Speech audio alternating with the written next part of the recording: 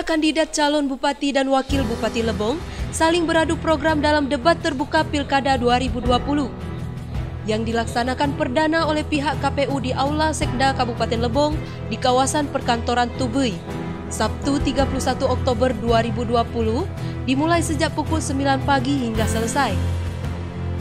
Sementara itu, dalam debat hari ini seluruh pasangan calon hadir, diantaranya Dalhadi Umar dengan Wawan Fernandes nomor urut 1, nomor urut 2 Arman Syah Mursalin dan Mas Ropen Iriadi, Kopli Ansori dan Fahru Rozi nomor urut 3, dan Teguh Raharjo dengan Nasirwan Toha dengan nomor urut 4. Kendati demikian, debat digelar langsung di depan tim kampanye masing-masing, KPU, dan Bawaslu Lebong serta disaksikan langsung oleh masyarakat melalui siaran langsung oleh RBTV yang disiarkan secara live di media sosial. Perlu diketahui, proses debat juga tetap mengacu pada protokol kesehatan yang dijaga ketat oleh pihak kepolisian serta dinas kesehatan guna mencegah penularan COVID-19. Bahkan, para tamu undangan pun terbatas. Terlihat dari masing-masing paslon saling beradu program dan memamerkan visi misi yang diandalkan, serta saling menanggapi pertanyaan yang diberikan oleh masing-masing paslon.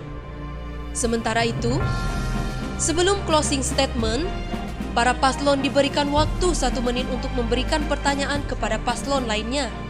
Namun pertanyaan dari salah satu paslon kali ini sangat menarik. Pertanyaan ini muncul dari kandidat paslon nomor urut 3. Pasalnya yang disampaikan Kopli Ansori yaitu terkait masa pemerintahan 2005-2010. Yang dimana menurutnya, diduga kala itu banyak pembangunan yang direalisasikan tidak tepat sasaran, sehingga diduga terjadi pemborosan. Dia mencontohkan seperti pembangunan GOR yang terpusat di Kelurahan Taba Anyar, Kecamatan Lebong Selatan, dan pembangunan MES Pemda. Dengan demikian, telah sampainya pula giliran paslon nomor urut 4 untuk menjawab. Disampaikan oleh Nasirwan Toha bahwa bangunan seperti MES Pemda dan GOR terpusat itu menjadi aset Pemkab Lebong yang nantinya bisa diperbaiki untuk kemudian dimanfaatkan oleh masyarakat Lebong. Berbeda dengan Dalhadi Umar, menariknya, dirinya pun sama sekali tidak menyinggung terkait pembangunan MES Pemda dan GOR yang sebelumnya dipertanyakan oleh paslon nomor urut 3. Lalu giliran paslon nomor urut 2 yaitu Arman Syah Mursalin dan Mas Ropen Iriadi. Arman Syah pun menjawab terkait opini disclaimer dari Badan Pemeriksaan Keuangan atau BPK. Selama periode pemerintahan 2005 hingga 2010, ia menyebutkan bahwa penggunaan anggaran ini belum tentu tidak tepat sasaran. Bahkan ada 3 pendapat BPK. Pertama disclaimer, kedua WDP, ketiga WTP. Dan dijelaskan lagi oleh Arman Syah bahwa bila kabupaten mendapatkan WTP, itu tidak ada persoalan. Tetapi ada persoalan. Jadi intinya, kalau disclaimer ini di mana kekurangan kita, terutama pegawai administrasi, bahkan aset pun bisa mengakibatkan disclaimer karena tidak terdata dengan baik. Jadi menurutnya, disclaimer itu bukan pemborosan. Jadi memang di Kabupaten Lebong kita cuma menganggarkan 1 kali, 1 putaran. Kalau di kabupaten lain lebih ya, karena memang aturannya minimal 1 kali, maksimal 3 kali. Nah ini kita selenggarakan untuk mengakomodir fasilitasi karena terkait dengan kampanye akbar kan kita tiadakan di masa pandemi.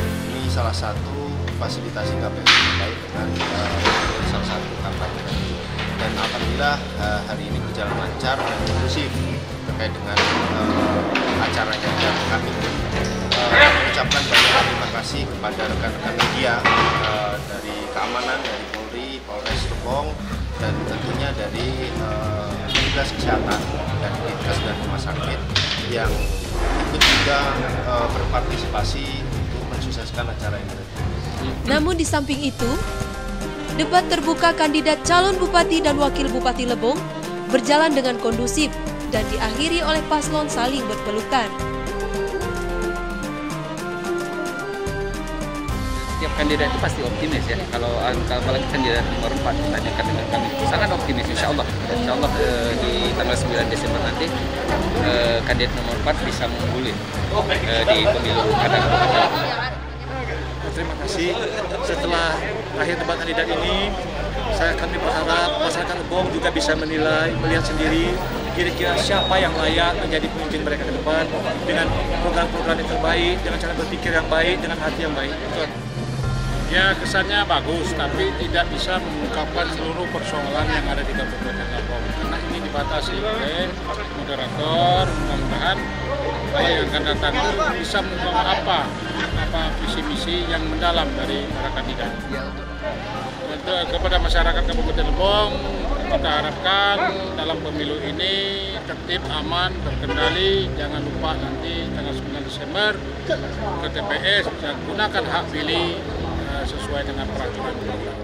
Masyarakat Lebong agar menggunakan hak pilihnya semaksimal mungkin, datang ke TPS pada tanggal 9 dan coblos aman baik.